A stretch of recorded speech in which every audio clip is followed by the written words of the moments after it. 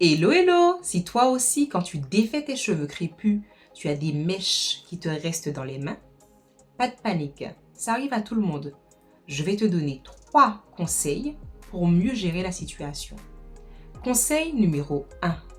Toujours défaire tes cheveux avec précaution en utilisant le bout de tes doigts.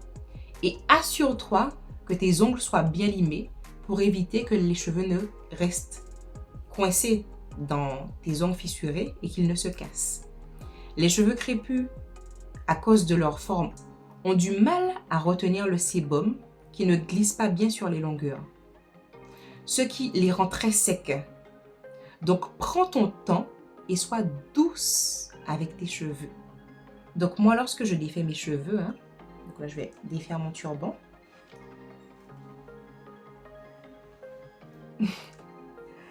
Hop. Donc je dors avec un bonnet en satin sur la tête. Et je fais des grosses nattes. Bon là elles vont dans tous les sens. Donc il ne reste jamais mes nattes. Voilà. J'ai des cheveux. Ils sont plutôt fournis, c'est-à-dire en termes de quantité, mais le cheveu en lui-même, ma fibre, elle est assez fine. Donc c'est un cheveu qui ne reste pas dans une forme quand je fais ces nattes-là. On a tendance à se tordre un petit peu.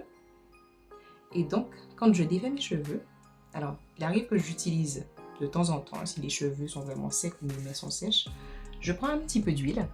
Là, j'ai de l'huile de ricin noir, Black Castor Oil, ou plus souvent connu sous le nom de huile Carapate.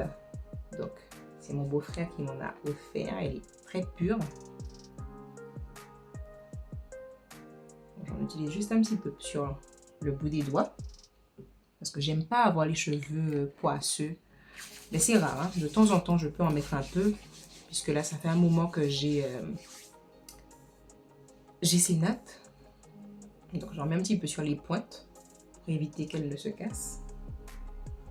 Voilà. Vous voyez déjà même que j'ai des cheveux qui ont tendance à vouloir se casser. Voilà, je mets juste un peu sur le bout, vraiment, sur le bout des cheveux.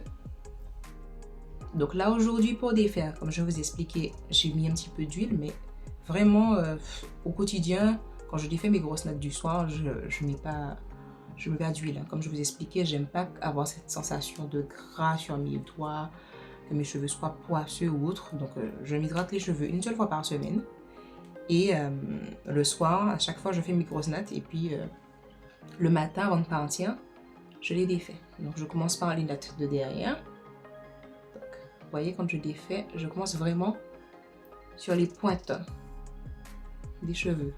Là déjà ça a tendance à accrocher un petit peu, donc si vous commencez depuis le milieu à démonter, c'est clair que vous aurez de la casse. Donc vous allez y aller délicatement. Voilà. Et normalement, arrivé à un certain niveau, ça se défait tout seul, si vous avez bien fait vos nattes. Vous voyez? Donc si vous aussi, vos cheveux partent dans tous les sens quand vous faites vos nattes, c'est normal, il n'y a pas de cheveux type, vraiment... Il y a d'autres personnes où leurs nattes restent bien, mais les miennes, voilà. Donc quand je les fais, je fais délicatement. Vous voyez mon brin d'art. Donc j'ai mis sa séparation naturelle qui se dessine toute seule. Et là, je les fais bien. Bon, je pense pas avoir beaucoup de casse plus que ça. Donc il peut y arriver qu'il y ait des petits cheveux qui restent dans mes doigts. Là, je n'en ai pas pour le moment, donc tant mieux. Voilà. C'est ainsi que je défais mes grosses nattes. Et quand vous appliquez vos produits, vous allez dans la même gestuelle. Voyez-vous? La même gestuelle avec les cheveux. Pour bien les discipliner. Je continue toujours pareil. Quand je défais mes grosses nattes, à commencer vraiment par le bout des cheveux.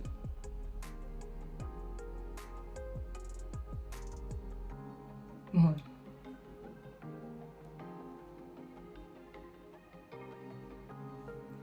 Et si ça accroche Admettons, parce que ça peut arriver. Hein. Là, je n'ai pas encore le souci d'eux, parce que je fais vraiment délicatement.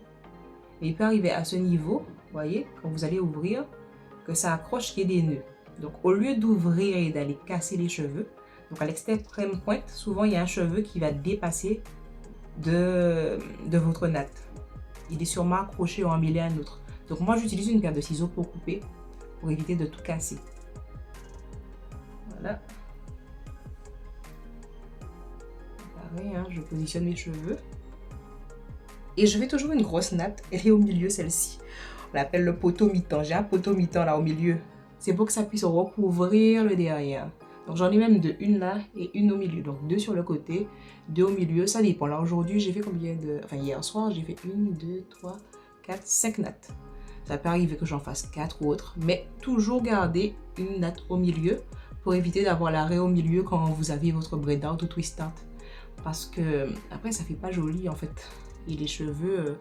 Parce que nous, on a des cheveux afro, c'est pas comme les cheveux européens où souvent l'arrêt, si la personne a un arrêt ici ou de l'autre côté, ça va toujours rester tel quel. Mais tandis que nous, nos cheveux prennent des faux plis parce qu'on n'a pas spécialement de mouvement particulier au niveau de nos cheveux. Donc c'est à nous de créer le mouvement et que ce soit uniforme et beau. Donc toujours garder de grosses nattes au milieu et non pas faire l'arrêt au milieu derrière. Donc là, je termine de défaire et puis on se dit à tout à l'heure pour le reste des conseils. Donc ça y est, j'ai tout défait. Donc mes cheveux, ça va faire une bonne semaine que je refais mes grosses nattes sur mon twist out. Et mes cheveux, ils sont restés souples. Donc là, ils vont regonfler, ils vont prendre de leur gonflant. Donc c'est à ça que servent les grosses nattes. À garder les cheveux détendus, bien alignés. Pour éviter qu'ils ne s'en mêlent. Donc j'ai pas fait grand chose, mes cheveux sont bien. Et pourtant, pendant toute la semaine, il a plu. Je n'avais pas de parapluie. Et mes cheveux sont restés très souples. Parce que, en ayant les bons gestes, eh bien, vos cheveux, ils prennent le pli. Ils se disciplinent. C'est à vous de discipliner vos cheveux. Et du coup, je vais mettre des petites barrettes. J'aime bien, je trouve ça assez sympa. Et puis, ça accessoirise la coiffure. Donc, je vais brosser un petit peu avec ma Tangle Teaser. Voilà, juste ça, pour donner un petit style. Puis, je mets mes petites barrettes.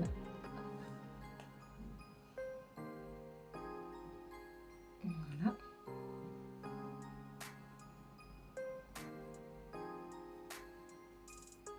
Et voilà, voilà. Donc, j'arrange, puisque bon, ça va dans tous les sens, pour donner un côté carré plongeant à mes cheveux. Conseil numéro 2. Analyse les cheveux qui se détachent pendant que tu défais tes tresses. Chaque jour, on perd naturellement des cheveux. Donc si tu en as quelques-uns qui restent entre tes doigts, ce n'est pas grave, mais regarde s'il y a un petit bulbe au bout des cheveux. Donc le bulbe, c'est la racine. Si oui, c'est une chute naturelle et non de la casse. En revanche, si tu constates beaucoup de chutes, c'est peut-être le signe d'un problème interne. Ça pourrait être l'occasion de faire un bilan de santé ou d'essayer des compléments alimentaires ou des tisanes. Si c'est de la casse, c'est-à-dire que le cheveu se rompt, ça veut dire qu'ils sont probablement trop secs. Dans ce cas, hydrate-les bien avec des produits adaptés et surtout pense à boire beaucoup d'eau. Conseil numéro 3, quand tu défais tes cheveux, commence toujours, comme je te l'ai montré, par l'extrême pointe en remontant vers les racines pour éviter de les casser. Parce que si tu commences au milieu de ta natte, eh bien, tu risques de casser de nombreux petits cheveux et avoir le sentiment que tes cheveux ne poussent pas. Donc, si ces conseils t'ont plu, n'hésite pas à liker, à activer la cloche de notification pour ne rien rater, à t'abonner, à partager également. Et je te dis à très bientôt pour de nouvelles vidéos. Allez, ciao, ciao!